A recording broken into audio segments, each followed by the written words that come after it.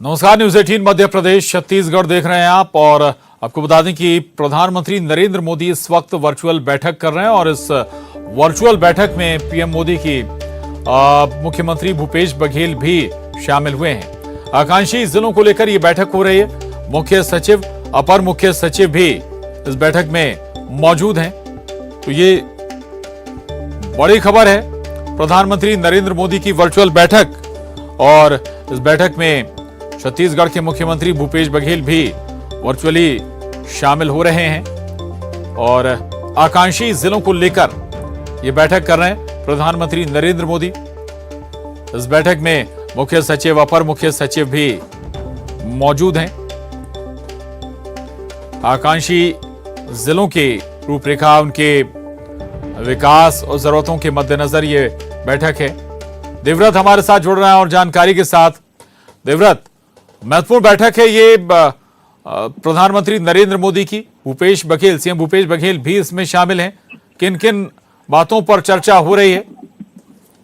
जी, जिस तरह से ये बैठक जो है वो आकांक्षी जिलों को लेकर के ही ली गई थी, और क्योंकि एक तरह से ये ऐसे जिलों का प्रोजेक्ट है जिनके डेवलपमेंट को लेकर के एक विस्तृत कार्य योजना तैयार होती है, और इसको लेकर के राज्य सरकार की मॉनिटरिंग तो रहती ही है, साथ ही साथ केंद्र भी इस पर नजर बनाए रखते हैं कि आकांक्षी जिलों में किस तरह के काम हो रहे हैं और क्या दरकार है, किस तरह की जरूरतें हैं। और क्योंकि छत्तीसगढ़ वैसे ही आदिवासी बहुल इलाका है और यहाँ पर अभी आकांक्षी जिलों को लेकर के किस तरह के हालात हैं, क्या कुछ है, इसकी जानकारी जो है वो वर्चुअली यहाँ से ली जा रही है। मुख्यमंत्री खुद इस बैठक में शामिल है, वर्चुअली शामिल हुए हैं। इसके अलावा जो प्रमुख सचिव हैं अमिताभ जैन, अपर मुख्य सचिव सुब्रत साहू, इसके अलावा गौरव द्विवेदी जो कि प्रमुख सचिव हैं, और साथ ही साथ मुख्यमंत्री के जो सचिव है सिद्धार्थ कोमल परदेशी, वो भी मौजूद है।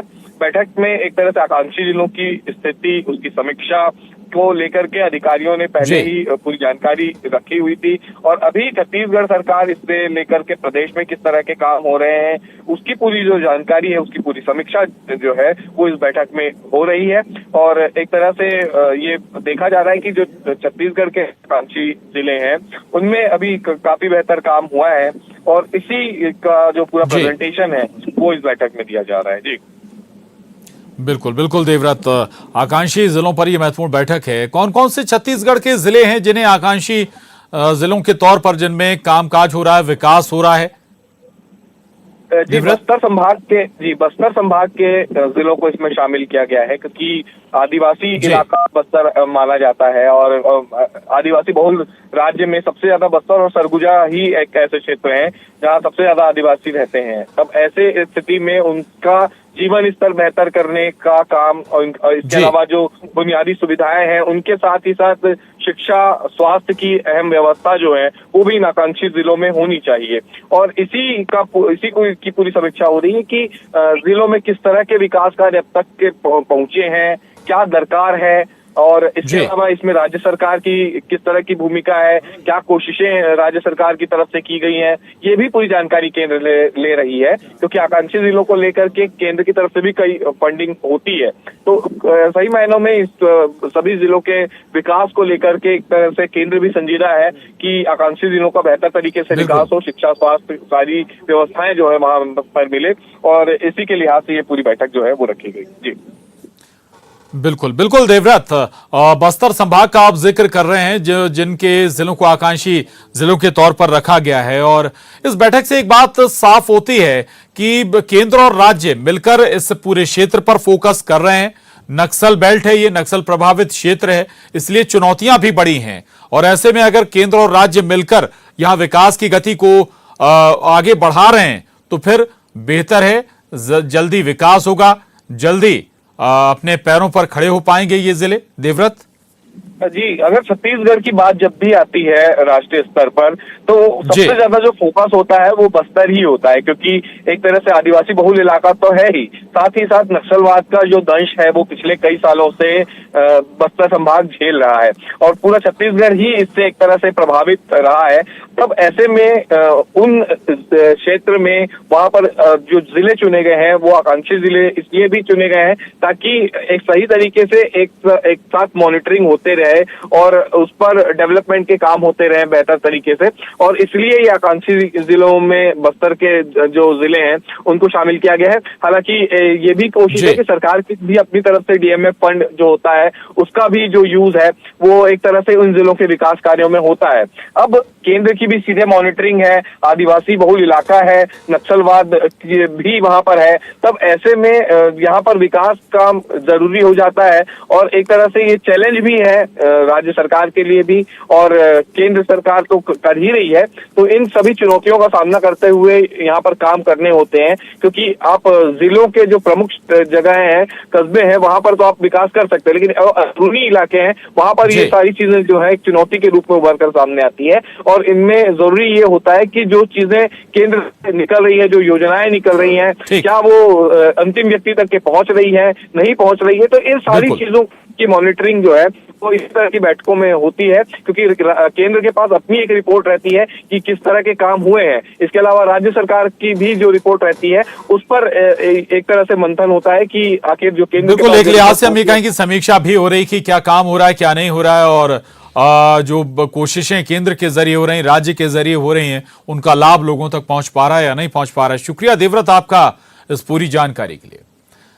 और अब अगली खबर का रुख करेंगे। बड़ी खबर इंदौर से है, जहां गैंगस्टर ने एमवाय अस्पताल परिसर में गोली चलाई। एमवाय परिसर में लगे सीसीटीवी में कैद ये हो गई है पूरी घटना। बदमाश ने बाइक से आकर घटना को अंजाम दिया है। गोली चलाने से पहले दोनों गुटों में जमकर मारपीट हुई थी। गोली लगने से एक युवक घायल हो गया। आपस में एम्बुलेंस व्यापार को लेकर रंजिश चल रही थी। गैंगस्टर सलमान लाला और उसके साथियों ने देर रात अस्पताल परिसर में गोलीकांड किया। संयोगितागंज थाना पुलिस ने मामला दर्ज कर आरोपियों की तलाश शुरू कर दी है। तो ये तस्वीरें सामने आई हैं इंदौर से, जहां गैंगस्टर ने एमवाय अस्पताल परिसर में ही खुलेआम गोली चलाई दी है। एमवाय परिसर में लगे सीसीटीवी में ये पूरी घटना कैद हो गई है। विकास सिंह हमारे साथ जुड़ गए हैं और जानकारी के साथ।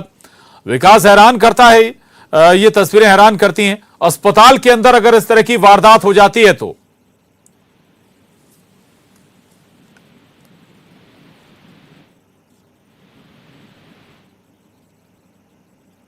विकास आप तक पहुंच रहे हैं? बिल्कुल प्रशांत, गैंगस्टर सलमान लाला और उसके अन्य साथियों ने देर रात वारदात को अंजाम दिया है। बीते कुछ समय से एमवाय अस्पताल परिसर में एम्बुलेंस संचालन को लेकर दो गुटों में रंजिश चल रही थी और उसी के तहत कल दो गुट आमने सामने हुए, जिसमें गैंगस्टर सलमान और उसके साथियों ने एक अन्य शख्स पर गोली चला दी। हालांकि गोली लगने से जो शख्स है घायल है उसका फिलहाल एमवाय अस्पताल में इलाज जारी है। वहीं पुलिस जो है वो अब आरोपियों की तलाश कर रही। जानकारी है कि सलमान लाला और भी अन्य गंभीर प्रकरणों में फिलहाल फरार चल रहा है। पुलिस और भी शहर की अन्य थाना क्षेत्रों की जो पुलिस है वो उसकी तलाश कर रही है। तो हैरान ये कर देता है कि आखिर फरियादी जो आरोपी है वो फरार है, उसके बाद भी वारदात को अंजाम दे रहा है। हालांकि पुलिस अब जल्द गिरफ्तारी का दावा कर रही है। देखना हुआ कब तक आरोपी गिरफ्तार होता है और कैसे पूरे मामले का खुलासा होता है। बिल्कुल बिल्कुल, लेकिन एक और चौंकाने वाली बात यह है विकास कि जहां बेहद मानवीय मूल्यों की दरकार होती है, अस्पताल में लोग अपने बीमार लोगों को पहुंचते हैं, परिजनों को गंभीर हालत में अक्सर पहुंचते हैं, उस वहां पर भी जो एम्बुलेंसें संचालित हो रही हैं वो ऐसे गैंगस्टर्स के जरिए संचालित हो रही हैं। प्रशासन का कभी इस पर ध्यान नहीं गया क्या विकास?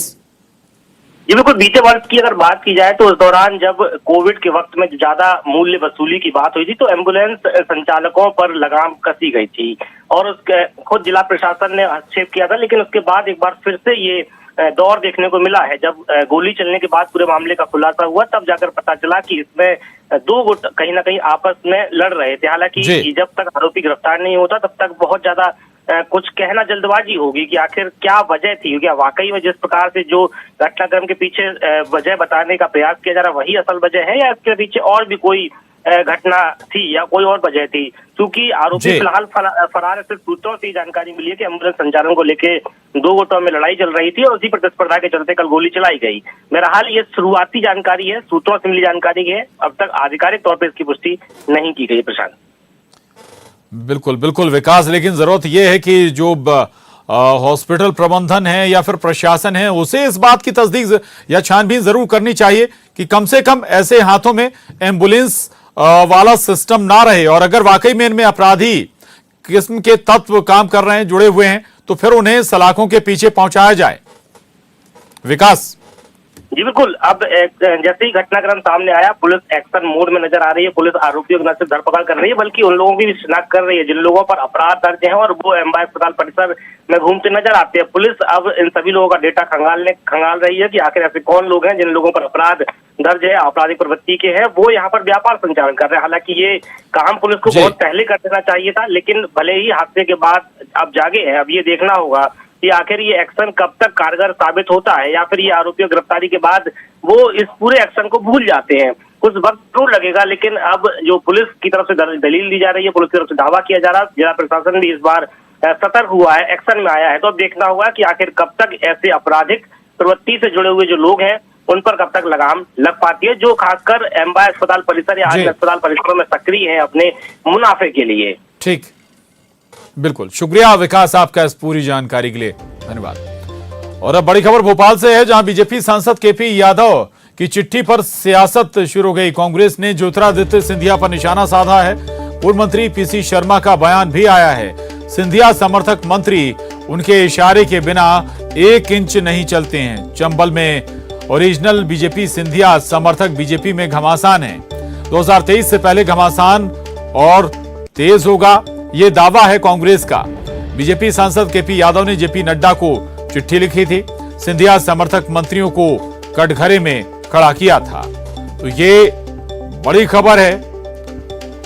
बीजेपी सांसद केपी यादव की चिट्ठी के बाद सियासत शुरू हो गई है। कांग्रेस को बीजेपी पर निशाना साधने का मौका मिल गया है, और कांग्रेस ने न केवल बीजेपी बल्कि ज्योतिरादित्य सिंधिया को भी निशाने पर लिया है। पूर्व मंत्री पीसी शर्मा का बयान भी आया है। पीसी शर्मा कह रहे हैं कि सिंधिया समर्थक मंत्री उनके इशारे के बिना 1 इंच तक नहीं चलते। चंबल में ओरिजिनल बीजेपी और सिंधिया समर्थक बीजेपी में घमासान है, ये दावा भी पीसी शर्मा का। साथ ही वे ये भी कहते हैं कि 2023 से पहले ये घमासान और तेज हो जाएगा। यादव बीजेपी के सांसद हैं और इन्होंने सिंधिया जी को चुनाव में हराया था, और सिंधिया जी के जो समर्थक हैं वो 1 इंच बगैर उनके निर्देश के मूव करते नहीं हैं। तो निश्चित तौर पर बीजेपी का सांसद जो जीता था वो क्वारंटाइन हो गया है, उसको प्रोग्राम में बुला नहीं रहे। और अभी तो ये शुरुआत है, आगे आगे देखो होता है क्या। 2023 तक पूरे ग्वालियर चंबल रीजन में ये घमासान ओरिजिनल बीजेपी और ये कांग्रेस से गई हुई बीजेपी, इनके बीच में घमासान चलेगा, जिसके रिजल्ट्स आप आगे आने वाले चुनाव में देखेंगे। तो पीसी शर्मा इस पूरे मामले पर बयान दे रहे हैं। वो कह रहे हैं कि बीजेपी में आने वाले वक्त में घमासान और बढ़ेगा। दरअसल सांसद केपी यादव की चिट्ठी जेपी नड्डा को, और उसी चिट्ठी के बाद अब सवाल उठे हैं कि क्या सब कुछ ठीक नहीं है। पीसी शर्मा का दावा यहां तक कि ज्योतिरादित्य सिंधिया के बगैर मर्जी के 1 इंच तक जो मंत्री हैं सरकार में वो नहीं हिलते हैं। 1 इंच का काम भी वो नहीं करते हैं बगैर सिंधिया की मर्जी के। और ऐसे में आने वाले वक्त में सिंधिया समर्थक और ओरिजिनल बीजेपी के बीच घमासान और बढ़ेगा। पीसी शर्मा ये भी याद दिला रहे थे कि 2019 में केपी यादव ने ज्योतिरादित्य सिंधिया को हराया था, और अब 2 खेमों में ग्वालियर रीजन में, ग्वालियर चंबल रीजन में एक लिहाज से बीजेपी बैठेगी, एक सिंधिया समर्थक बीजेपी और एक ओरिजिनल बीजेपी। ऐसे दावे कांग्रेस की ओर से किए जा रहे हैं। दरअसल एक चिट्ठी भी लिखी थी केपी यादव ने बीजेपी अध्यक्ष को, और उसी चिट्ठी के बाद अब सवाल दागने का मौका कांग्रेस को मिला है। तो बीजेपी सांसद केपी यादव की चिट्ठी के बाद अब कांग्रेस हमलावर है, और न केवल बीजेपी पर बल्कि ज्योतिरादित्य सिंधिया को सीधे तौर पर निशाने पर ले रही है कांग्रेस। शरद श्रीवास्तव हमारे साथ जुड़ गए हैं और जानकारी के साथ। शरद, समय समय पर ऐसे संकेत भी मिलते रहे जो चिट्ठी के माध्यम से एक लिहाज से अवगत कराया गया है बीजेपी राष्ट्रीय अध्यक्ष को। यह परेशानी का सबब भी भविष्य में बन सकता है बीजेपी के लिए? सबब बन सकता है। सबसे बड़ी बात ये भी है कि जो विपक्ष है उसको कहीं ना कहीं मोलने का जो मौका है वो मिल जाता है। और इस तरीके की अगर कोई चिट्ठी सामने आती है और उसमें बाकायदा ये से केपी यादव को उपेक्षित करना होना पड़ रहा है, उन्हें कार्यक्रमों में बुलाया नहीं जा रहा है। और खास बात ये भी है कि इस पूरे घटनाक्रम में इतिहास भी देखना होगा। और इतिहास ये है कि जब कांग्रेस में जो थे और चुनाव लोकसभा के हुए थे तो इन्हीं केपी यादव ने, जो किसी जमाने में उनके सांसद प्रतिनिधि हुआ करते थे, उनको ज्योतिरादित्य सिंधिया को हार का सामना करना पड़ा था केपी यादव के सामने। ये और बात है कि बदले हुए राजनीतिक समीकरणों में सिंधिया भी बीजेपी में आ गए और फिर बीजेपी में केपी यादव और सिंधिया दोनों एक हो गए। लेकिन क्या इस चिट्ठी के मायने बस इतने ही है या इस इतिहास को जोड़ने की भी जरूरत है केपी यादव ने जो बात लिखी है? तो कुल मिलाकर मुद्दा राजनीतिक है, बात राष्ट्रीय संगठन तक भी, नेतृत्व तक भी पहुंची है, क्योंकि जेपी नड्डा को चिट्ठी केपी यादव ने लिखी है। और यही वजह है कि कांग्रेस अब सवाल उठा रही है। और कांग्रेस का ये आरोप है कि जो मौजूदा सांसद हैं उनको उपेक्षा का शिकार इसलिए होना पड़ रहा है क्योंकि जो सिंधिया समर्थक मंत्री हैं वो सिंधिया के कहे बिना 1 इंच भी नहीं चलते हैं। यहाँ तक कि जो पूर्व मंत्री हैं पीसी शर्मा, कांग्रेस के वरिष्ठ नेता हैं, उन्होंने तो यहाँ तक भी कह दिया है कि दरअसल ये असली जो बीजेपी है और सिंधिया वाली जो बीजेपी है उसके बीच की जो लड़ाई है वो है और ये 2023 तक अपने चरम पर होगी, ऐसा कांग्रेस का आरोप है। जी बिल्कुल। शरद, एक और महत्वपूर्ण बात है, बीजेपी से ज्यादा सिंधिया को निशाने पर ले रही है कांग्रेस।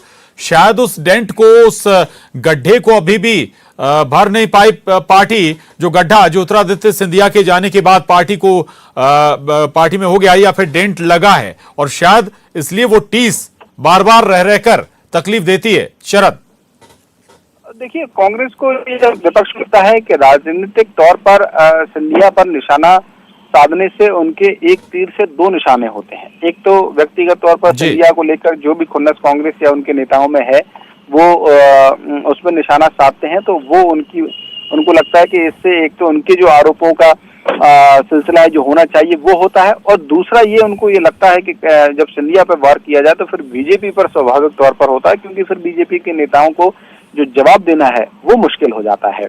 और ऐसे में जब खुद बीजेपी के ही सांसद चिट्ठी लिख दें और सिंधिया के खिलाफ लिख दें, और फिर मैंने जैसा आपसे कहा कि अगर उसमें उस इतिहास को जोड़ दिया जाए केपी यादव और सिंधिया के बीच के, तो फिर बातें राजनीतिक तौर पर ज्यादा गंभीर हो जाती हैं।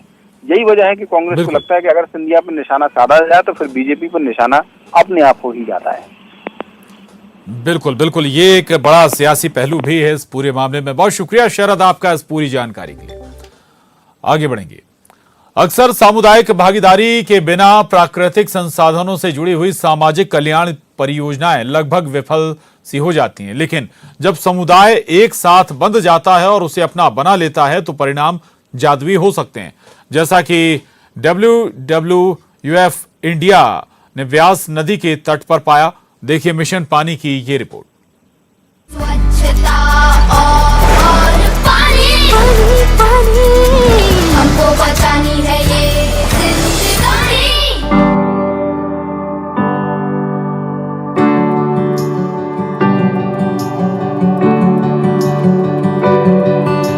We are at a very famous village, Karmowala, which is in Tarantaran district of Punjab, and this is Beas River, one of the most healthy river in Punjab. We came here, we surveyed the rivers, spotted the dolphins, and we identified them as Indus River dolphin. Dolphins are indicator species of a good river ecosystem. So if there is no flow in a river, if the water quality is bad, if there is no fish in a river, dolphins cannot exist. So the idea of engaging communities is also to understand the relevance of dolphins and the practices that they can impart on themselves so that the dolphins remain healthy and safe forever. This Mitras program, it's highly decentralized. It is actually connecting the local stakeholders on a river bank or a village to impress upon them that they need to act. I'm very proud to say that there are 11 dolphin mithers in Bias, in that 80-kilometer stretch of the river. On a daily basis, they are feeding in information. They are feeling proud to be part of this. I think that's a great progress that we have. The other one is this network has expanded to 30 villages in the Bias Conservation Reserve, which is a new Ramsar site in Punjab, a wetland of international importance. 1,000 mithras in the group, farmers, school children, government officials, etc. So that's another one.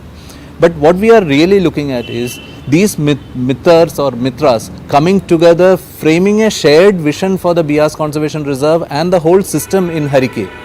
That's a long-term dream that we have, and I think it's again progression. So we'll get there. स्वच्छता और पानी हमको बचानी है ये जिंदगानी। और यहां रुक रहे हैं एक छोटे से ब्रेक के लिए, फौरन लौटेंगे।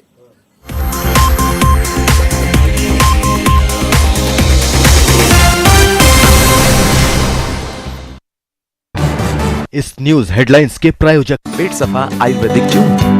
पेट सफा हर रोग दफा।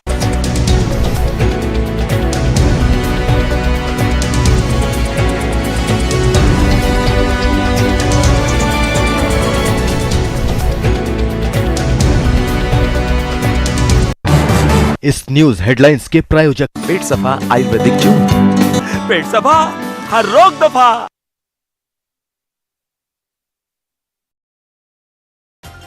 वैक्सीनेशन अभियान के 1 साल पूरा होने पर सीएम और मंत्री प्रभुराम चौधरी पहुंचे जेपी अस्पताल। सीएम ने हेल्थ वर्कर, फ्रंटलाइन वर्कर के साथ खिंचवाया फोटो। बूस्टर डोज लगाने वालों को दिया सर्टिफिकेट। एमपी में तेजी से फैल रहा कोरोना। एक्टिव केस का आंकड़ा बढ़कर 25,523 हुआ। पॉजिटिविटी रेट 6.67% से ज्यादा हुआ।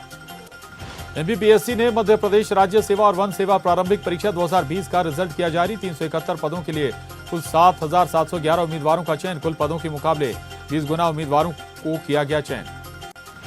नरसिंहपुर के बरमान पहुंचे संघ प्रमुख मोहन भागवत। संत महामंडलेश्वर ईश्वरानंद के दर्शन। अल सुबह अमरावती एक्सप्रेस से करेली पहुंचे थे मोहन भागवत। दिग्विजय सिंह ने सीएम शिवराज से मांगा मिलने का समय। लिखा पत्र। टीम और सुठालिया परियोजना के डूब प्रभावितों की समस्या पर करेंगे चर्चा। समाधान नहीं होने पर सीएम निवास के सामने धरने की चेतावनी। एमपी में पंचायत चुनाव रद्द होने के बाद जमानत की राशि की जा रही वापस। पंच, सरपंच समेत सभी पदों के दावेदारों को वापस की जाएगी राशि। राज्य निर्वाचन आयोग ने रखी 6 महीने की डेडलाइन। भोपाल में 2 पक्षों में फायरिंग में युवती गर्दन के पास लगी गोली। अभिषेक और यश भी घायल हुए। शाहजहानाबाद इलाके की मल्टी वाजपेयी नगर का मामला। एमपी में ठंड का सितम जारी। आने वाले 2 दिनों तक ठंड।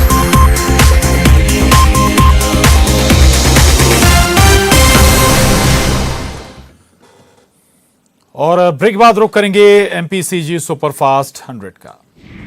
पीएम मोदी के साथ सीएम भूपेश बघेल की वर्चुअल बैठक। आकांक्षी जिलों को लेकर हुआ मंथन।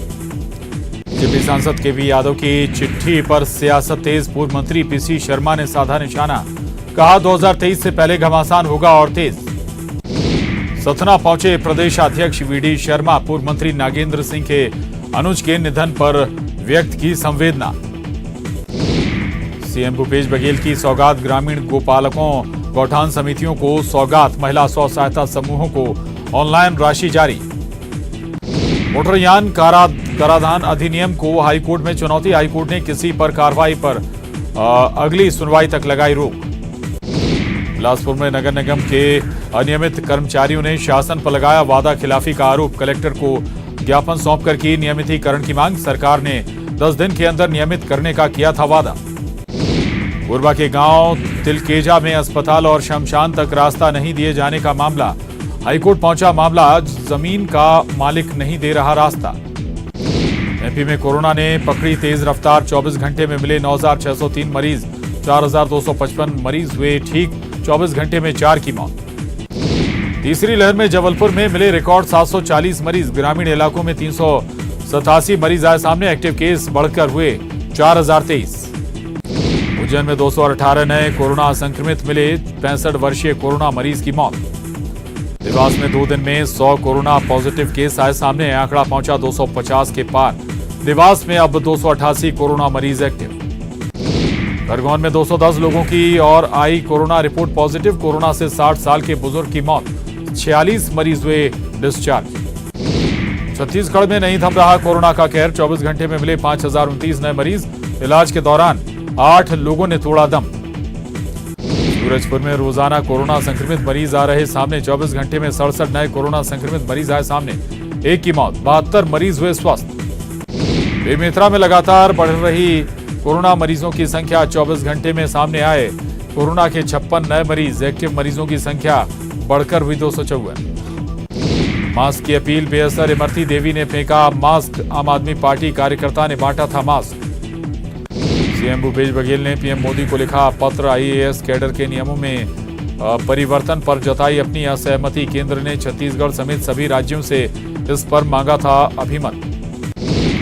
मुख्यमंत्री भूपेश बघेल गोधन योजना की राशि करेंगे ट्रांसफर। पशुपालकों गौठान समितियों को जारी करेंगे 4 करोड़ 21 लाख की राशि। छत्तीसगढ़ में पंचायत चुनाव की काउंटिंग पूरी। पंच, सरपंच और जनपद सदस्यों के नतीजे होंगे जारी। 24 जनवरी को जिला पंचायत सदस्यों का ऐलान। बिलासपुर के गांधीनगर के नवनिर्वाचित पार्षद शेख असलम ने ली शपथ। कलेक्टर ने दिलाई शपथ। बीजापुर में सड़क निर्माण में लगी 3 गाड़ियों को माओवादियों ने किया आग के हवाले। चेरी कंटी गांव में प्रधानमंत्री ग्राम सड़क योजना के तहत चल रहा था काम।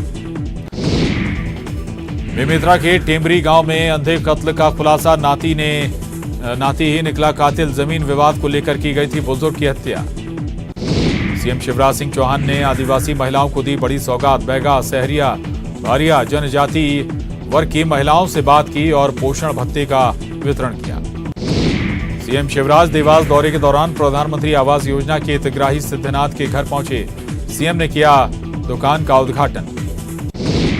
गुना सांसद केपी यादव ने राष्ट्रीय अध्यक्ष जेपी नड्डा को लिखा खत। सिंधिया समर्थक मंत्रियों पर उपेक्षा का लगाया आरोप। कार्यक्रमों में न्योता न देने की कही बात। भिंड में शराब कांड। कोतवाली टीआई और देहात टीआई के बीच चल रहा विवाद खुलकर आया सामने। डीएसपी ने जांच की शुरू।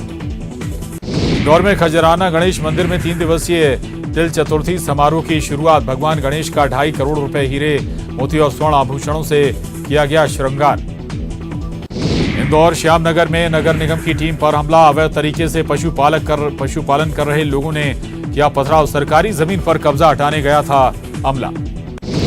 एसएनसीयू में प्री मैच्योर बच्चों की जान बचाने में बुरहानपुर का एसएनसीयू प्रदेश में बेहतर। प्रदेश स्तर पर शिशु स्वास्थ्य सेवाओं की जारी रैंकिंग में 100 में से 75% अंक किए हासिल।